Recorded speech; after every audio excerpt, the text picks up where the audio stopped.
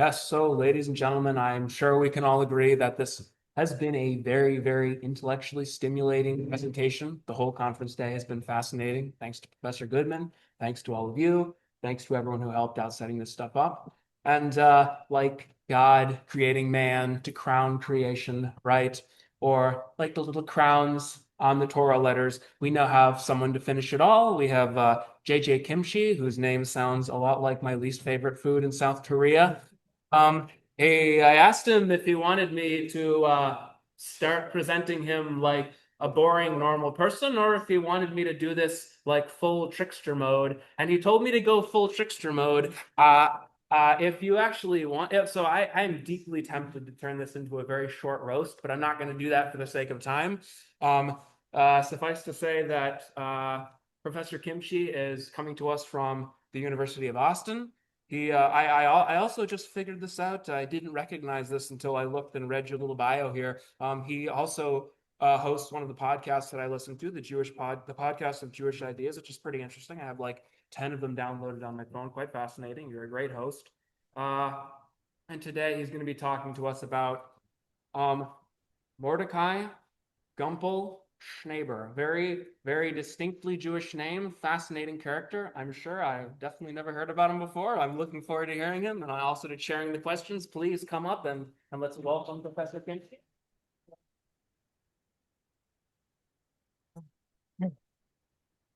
Thank you for that very generous introduction indeed, in which there were one or two true facts. So that's always nice.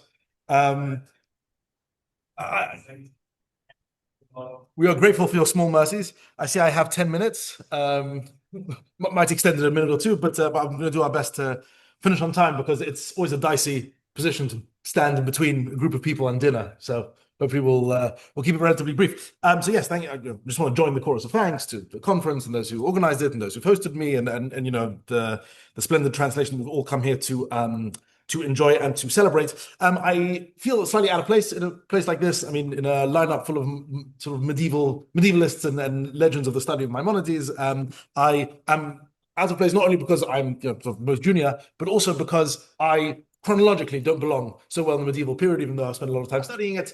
My work is mainly in the 18th and 19th century, and therefore it makes sense to place me here at the end so I can give a sort of little dessert, a nice little quinoa to point out some of the ways, or in one particular circumstance, in which Maimonides was read or reread or dealt with in a time in which Maimonides was being roundly dismissed, and I'll explain what I mean in a moment. There is a problem that faces Jewish educators today, and that has actually bedeviled Jewish philosophy for about the last 300 years. The problem is as follows. If you're a Jewish educator of some sort and you are confronted by an intelligent, motivated student who has religious questions of some kind, and they say, you know, I want to, all the classic questions in the philosophy of religion, the typical religious educator, well-meaning, even smart, will send them to the great classics of Jewish philosophy. They'll send them to the Guide Perplexed. They'll send them to Saadia Gaon, to Chasdai Kreskas, to all of the great figures of the medieval period, and will typically not warn them or not sufficiently explain that what is to be found in those books in the medieval period has a scaffolding. And this scaffolding is a large series of assumptions, scientific assumptions, philosophical assumptions, political assumptions, literary assumptions that held true in the 11th, 12th, 13th, 14th century, but do not necessarily hold true nowadays at all, right? In fact, the scientific revolution of roughly the 17th and 18th century swept away a huge portion of this particular scaffolding, and swept away, and I'll enumerate to a large degree. But basically, many of these texts now stand, I hate to say orphaned, but they certainly stand bereft of those structures of support they once typically had that made what they were saying almost, or let's say readily understandable by those who are reading it in their time. And I have to say, this problem has bedeviled Jewish philosophy over the last few hundred years, where, from what I've seen, modern Jewish philosophers typically fall into one of two camps. Either they ignore or dismiss the medievals entirely. Think of the existentialists and many of the 20th century philosophers who basically allied a huge portion of what went on in the medieval period. Or there are those who try and read Maimonides, try and read Kreskas and these others without realizing that all of their, or without paying attention to the fact that all of their scaffolding, conceptual scaffolding, has in fact been dismantled and been put away. Okay, because either nothing's happened or we can ignore them entirely. right? And this is a sort of, both of these approaches are deeply, let's say, disturbing or unsatisfactory in many ways. And so today I want to speak about one particular example of a Jewish thinker who lived in the latter half of the 18th century, who made a brilliant attempt at salvaging Maimonides after Newton and after Galileo and after Copernicus and after Locke and after Hume, all of these figures, and tried to write quite a brilliant and I think unforgivably sort of ignored work of Jewish philosophy, trying to do exactly that, trying to build a Maimonidean philosophy and theology in a century, in a time period where he knew that so much of what Maimonidean philosophy was leaning on has been gone, cannot be used anymore. So the question is, what is left of Maimonides? And this, ladies and gentlemen, was the life's work of a very unusual man. He was possibly the most interesting Jew of the 18th century. I'm just going to spend a minute or two on his biography because he was so unusual that he, it's worth knowing who he was and devoting a bit of time to his intellectual efforts. So by day, this man was a respected scientist and physician. He went by the name Gumpert Levison, and he had a medical practice. He had a medical practice in Hamburg and in London, and for a while in Stockholm, in Sweden. And he was a brilliant and widely known physician and scientist, etc. A brilliant and well-respected physician and also writer. He wrote medical treatises. He wrote treatises on the circulation of the blood, on the muscles, and on various parts of 18th century science. That was him by day. By night, he shed his cloak, put on his cap, and he was a Hebraic maskil by the name of Mordechai Gumpel Schnaber, right? And he published a whole host of works. He published a work called Ma'amar Torah v'Chochma in 1771, which is this brilliant Hebrew presentation of all the latest updated science.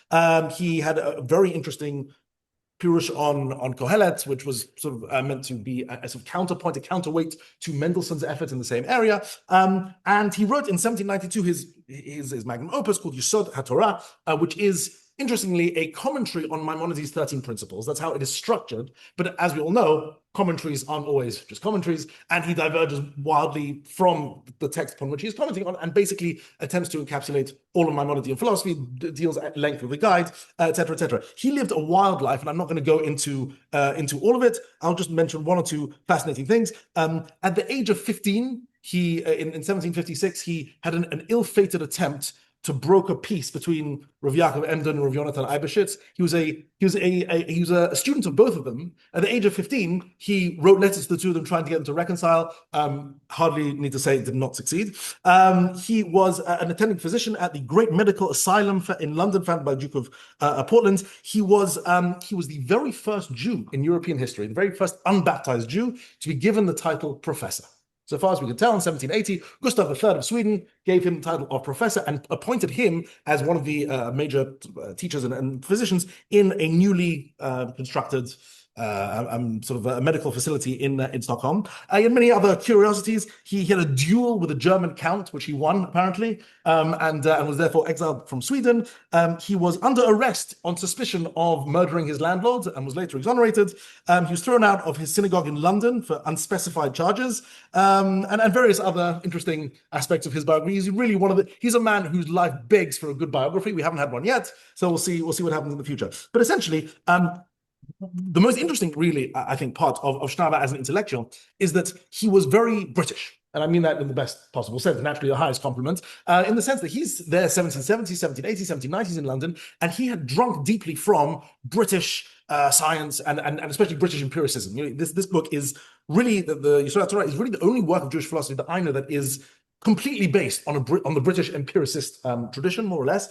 And it's sort of one of the great what ifs, in my opinion, of the European Haskalah. Like, what would have happened if modern Jewish thought had not been based on Germanic philosophy with Kant and Hegel and Schiller, etc., in the background, but rather had been based on the British empiricist tradition with Locke and Newton and Schnaber as kind of its forefront. It's sort of a road not traveled within modern Jewish thought, but it is a fascinating one, and I really think everyone should. You're more than welcome to take a look at the printout here I have of Yesod HaTorah. It is a brilliant Hebraic work of philosophy, an early Maskilic work of philosophy that tries to, again, see what can be salvaged from the Rambam now that we know what we know in the 1790s. So, again, very briefly, Schnaber notes that essentially there are a few major changes that have been wrought by the science of the century preceding his own. The first is obviously the heavens have been depopulated, right? In other words, there are no separate intellects that animate spheres. There is no vertical metaphysical hierarchy. The whole cosmological scaffolding has been, as I mentioned, swept away and put away. Another very important point that Schnaber emphasizes is that for the first time, the whole of the cosmos was seen as being created by, was seen as being comprised of one thing and under one set of rules. He keeps calling this inyan echad. And what I'm pretty sure he means by this is that there's no sort of superlunary realm made of different matter, different material, and those aren't subject to different rules. Everything is just the same base physical material made of the same tiny sort of particles and all subject to the same law. This is extremely important actually in his metaphysics, and we'll get to that in a moment. And of course, finally, that nature is mechanistic. The motion is governed by stable laws, which he calls kochot tiviot, and not by any kind of teleological striving. This is sort of teleology swept by nature. And of course, like everyone in the 18th century, what metaphor does he offer for nature? He offers the metaphor of the clock, right? More or less every person who picked up a pen in the 18th century describes, Post-Newton describes nature as a well-oiled timepiece in which each spring and each cog moves exactly, such that things can be predicted and things can be sort of follow inexorably one from the other. So based on all this, he turns his attention to various aspects. Again, a shortened version is as follows: that in the guide, as we read, that creation is framed against or the model that is being fought against, of course, the model of sort of an Aristotelian eternity. And of course, within the Aristotelian worldview, eternity of the universe is plausible because motion is perfectly eternal. It is perfectly circular. The heavens are made of this sort of incorruptible material. There are no contraries that exist in any kind of celestial substance. And Schnaber, one of the first moves he makes when he discusses creation is to inform his readers excitedly that he has solved Maimonides' problem. Maimonides could not come up with any knockdown arguments against the eternity of the universe, given everything that he had. And Schnaber's coming along and in 1792 writing in Hebrew saying, everyone, guess what? We can have that now.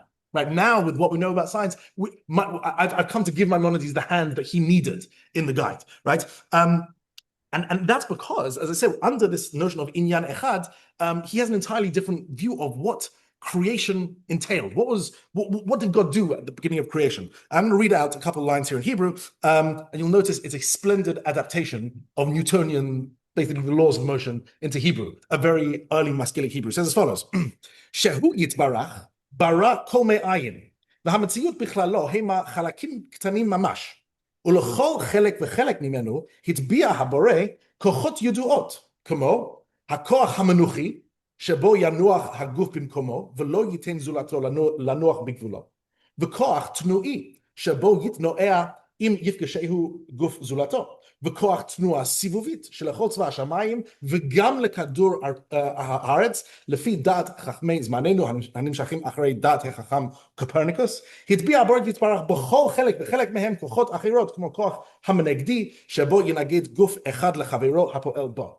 Laws of action, reaction, constant motion, etc., etc. He's explaining this again to his readership, and we'll get to that in a moment. But again, the point being made here is that the heavens are made of the same divisible matter as everything else. They're not incorruptible, ungenerated, closer to some. The upper world is not sort of metaphysically thicker or more stable or more necessary. Everything is physical, composite, law governed, and therefore, in a certain way, prima facie contingent. This is an important point we'll get to. That the Newtonian system, precisely because it is structured and law governed, does not appear metaphysically necessary. It appears at a certain point conditioned because the laws that ground it are merely, and this is a point he gets to a certain degree from Hume, descriptive regularities. They tell us how things behave. The material world requires, and this is the main point, the material world, as we know, requires some other kind of justification. In other words, given that the entire universe is made of a kind of very gross and decaying, disintegrating kind of material, and there is no other kind of matter in the universe, Therefore, he argues, and again, this is sort of very common in the 18th century, sort of physico-theology, that therefore it is in obvious need of explanation, in much more obvious need of explanation than any kind of superlunary realm ever imagined by the medievals. And therefore, there must have been something non-physical at the beginning to bring it all into being. Now, and of course, he develops this into a very basic cosmological argument, but here's the rub. For most other thinkers, a cosmological argument is there to justify the existence of God. For Schnabel, the cosmological argument is useful to justify Maimonides. God can defend himself. According to Schnabel, Maimonides requires a reason to think that there has to be a beginning, and therefore there has to be some sort of non-physical entity that created everything. And that, for him, is the brilliant advantage of this kind of new science over there. Interestingly, he has a line here which I'm going to read out, which he has a wonderful aside against Spinoza. He doesn't mention him by name, but he mentions the mistake שיהיה המציאות או הטבע חס ושלום הבורא יתברך כמו שטעה אחד.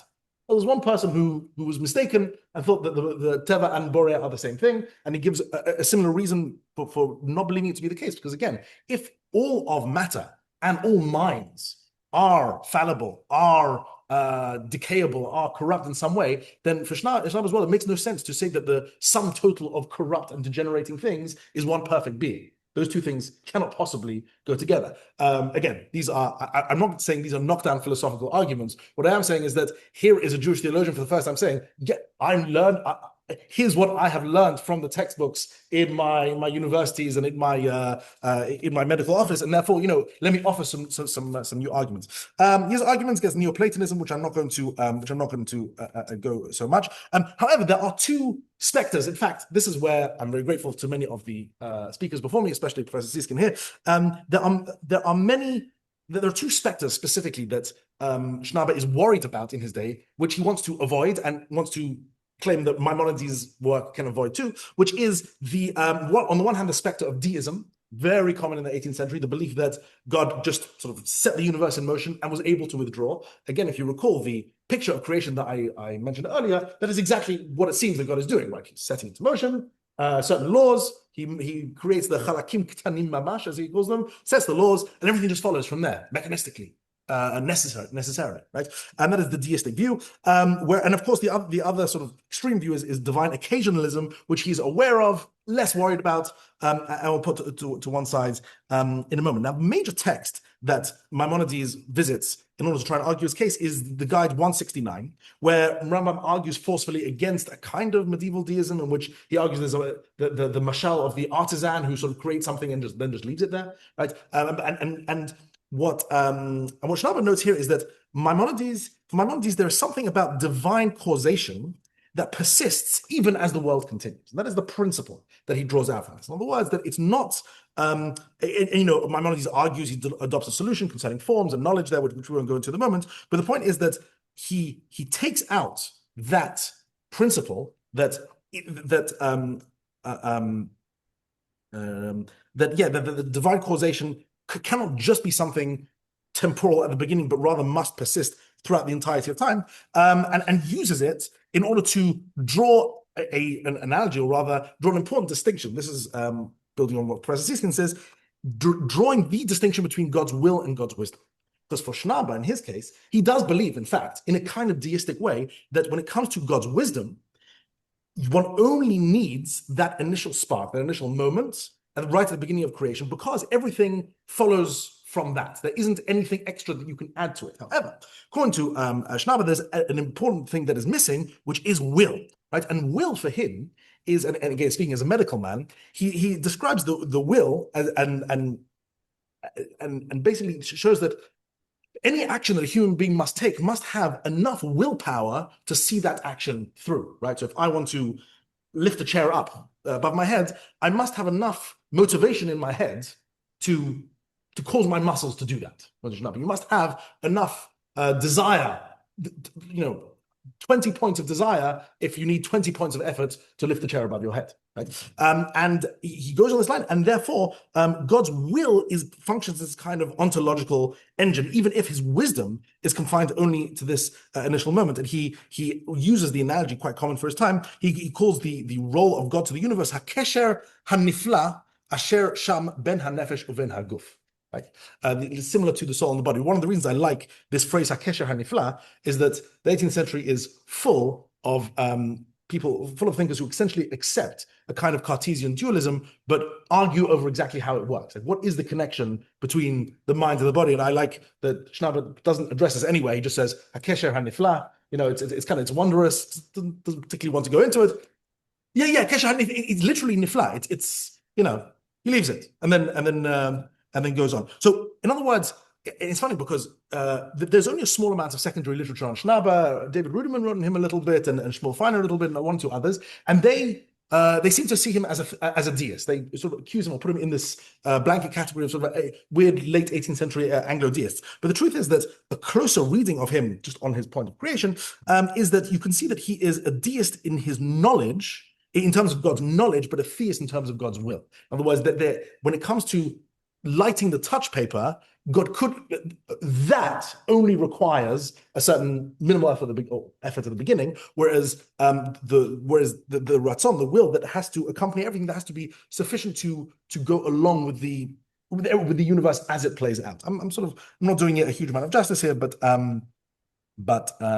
there's that. There's another point that he makes, which is that he notes that in the guide, Maimonides develops a doctrine that could be somewhat described as knowledge as causation. In other words, divine knowledge is not receptive, but rather, to quote literally, to quote from Guide 321, things reflect his knowledge. It comes first and makes things what they are. Okay.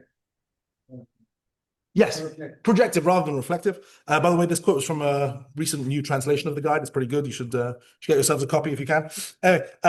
Yes, and knowledge as identical with divine essence and grounding existence itself. Now, Schnaber takes this. He agrees with this to be the case. However, he adds an interesting point here, which is that in his eyes, this knowledge is identical with hashgacha, with providence. Okay. In other words, again, a question that Maimonides develops at length. What exactly is providence? And Maimonides seems to see providence.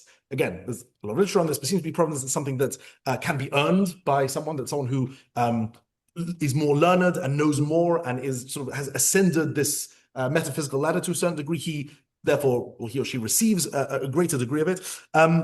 Whereas for Schnaber, he wants to preserve the principle that there is some kind of hashgacha, but he wants to be able to have it within an entirely mechanistic universe, and therefore the knowledge that God's knowledge that set up the universe and set it in motion, and therefore in a certain way accompanies all events as they play out. That is what he calls providence. The only point is that there is in no way for a person to earn more or earn less of it. Let's say it is it is something that applies to everything, but it is very intimate. It is something much more. God would know much more about you, as it were, because if every single physical law and every single particle of reality responds to those initial conditions, then he literally knows when a leaf is going to drop on your shoulder, or when, I don't know, a coin is going to jingle in your pocket, or anything like that. There's something very, very. If those laws cover all of reality, then God's knowledge of those laws make that.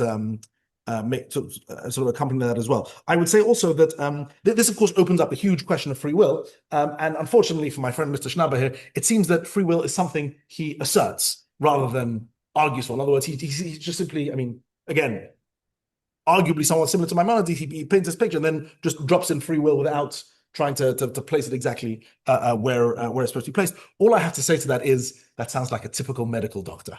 He just says what is, doesn't bother to explain it, and then just sort of expects you to accept it. I'm running very low on time, and there's a whole section on prophecy as well, which is very important, but I think I don't need to go into it. Very briefly, as a conclusion, just as a sort of a summary, Schnaber in this book particularly seeks to update a picture of a picture of creation, a picture of the laws of nature, a picture of providence, and a portrait of divine knowledge as well. So some things he does preserve from the metaphysical core of the guides. He retains Maimonides' identification of divine knowledge with divine causation. He retains the creation as a doctrine of ontological dependence rather than mere temporal beginning. Prophecy in his regard is rationally structured and morally purposive. He rejects deism, of course, mutatis mutandis, as Maimonides does there in 169. And also he has a certain epistemic humility, which he states from time to time, which I always enjoy after reading chapters and chapters of someone, stating their theology in very complex terms. He says, and anyway, human minds are too frail and we can't really understand all of this. And sort of, he periodically drops that in, when convenient. Drops in a sort of epistemic humility, where when the theology seems to come to a dead end or sort of a closed mavoi satum, he decides we can't understand everything, and reminds his readers to maintain a sense of proportion.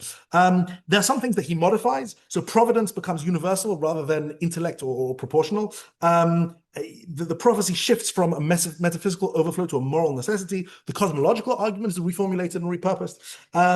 And there are some things that Schnabel rejects or replaces entirely, namely Aristotelian cosmology, of course, rejects any kind of emanationist metaphysics, which is also a part that I didn't mention, but of course, but the whole doctrine of emanation seeks to try and answer the question of multiplicity of different types of things in the universe. But if you say that all of matter is one thing, there's no need for any kind of emanation. You can just have one act of creation, simple right to the beginning. Everything follows from that, and various other parts of it as well. And therefore, I sort of wish I had further time to develop this, but this is one interesting and important example of someone living in a time when much of the scaffolding, much of the framework in which Maimonides relies upon is removed, but nonetheless feels that there is a lot of value to be gained in retaining whatever can be retained of Maimonides' theology and worldview, and therefore, a fascinating example and one that I wish would be more studied in the future. Yes. One suggestion, you mentioned a key phrase, which I would translate as the miraculous connection between the mind and the body. Yeah. And that might provide you with the link that is looking so we're looking for how the mind commands the body, how free will can operate. He's obviously funded there, he hasn't really spelled it out, but he's left that for you to exploit. That miraculous link between the mind and the body, which I guess there's an allusion to Descartes then. Yes. To make it a miraculous link, because you can't really physically or mentally, as Spinoza had shown, you can't really physically or mentally connect the mind to the body. But he's sort of positing a miracle to make that possible. And I think that may provide you your answer. What he's going to do about free will. I think you're right. So firstly, you're 100% right. And Descartes, if I'm not mistaken, does suggest, I think, the pineal gland or like some location in the brain, but very few after him accepted that as the satisfactory explanation. We take a mind like that and Yes. think of something so ingenious, yes, and at the same time completely absurd. Right. But the word plan, who translate it as miraculous? It's not very possible translation. How about marvelous? Marvelous, magnificent, remarkable. Magnificent is wrong. It implies something beyond nature.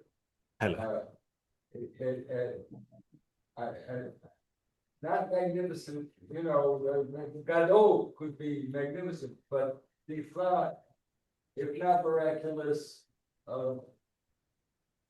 marvelous, but he's hinting there that existence doesn't have an answer for explaining how that happened. I agree. What I would say is that free will, the main problem for him isn't so much, yeah, you're right, you could say it's sort of a miracle, but I think more that it's it disturbs the mechanism, the mechanistic worldview. It's very hard to have a Newtonian kind of worldview, which is, and Leibniz knew this and various others. It seems that those who adopt it in its full form are forced to, at best, be compatibilists when it comes to free will, and at worst, just jettison the whole idea together. Anyway, I think that figure is huge, certainly to me and maybe to most of all of us in the world. Thank you. It's well worth it. Yes. What do you think he would say? Say this policy of adapting, expanding, and when it's correcting my minds. What would he say? Is it let's say artificial intelligence? What would he say in terms of all the? He seems to say the same kind of problem. Yeah, well, I don't know what he would say about artificial intelligence.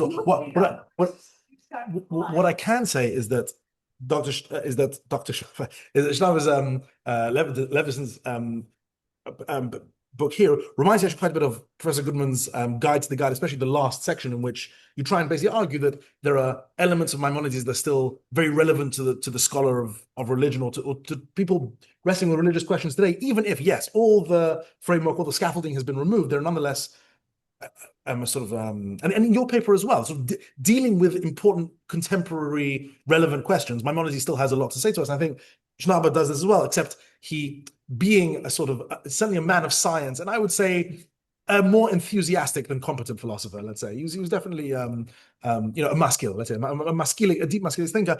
So he felt compelled to try and save Maimonides as an authority as much as possible, which is a choice on his part, especially because Maimonides was a hero to all those late 18th century masculine, himself included. But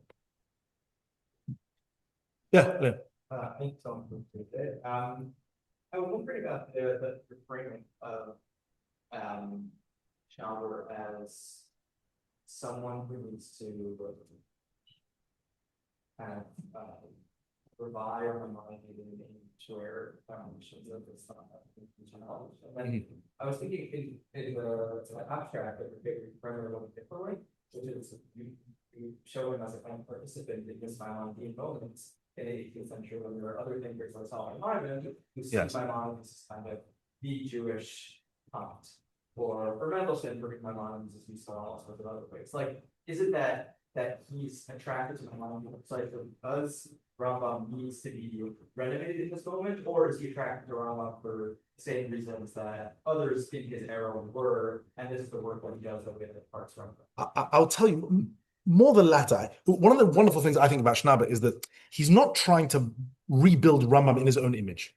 In other words, some of those you mentioned, such as Mendelssohn, certainly Maimon, what they try to do is, and many masculine, they try and refashion the Rambam as much as possible to be in their own image, but Salman, but Mutam, ironically. But what Schnabel is doing, this is what I like, is that sometimes he will just jettison part of Maimonides. He'll reject any kind of emanationist talk. He will reject, certain parts of it and point out, we can't, I think that is much more honest and also much more true to his philosophical setting.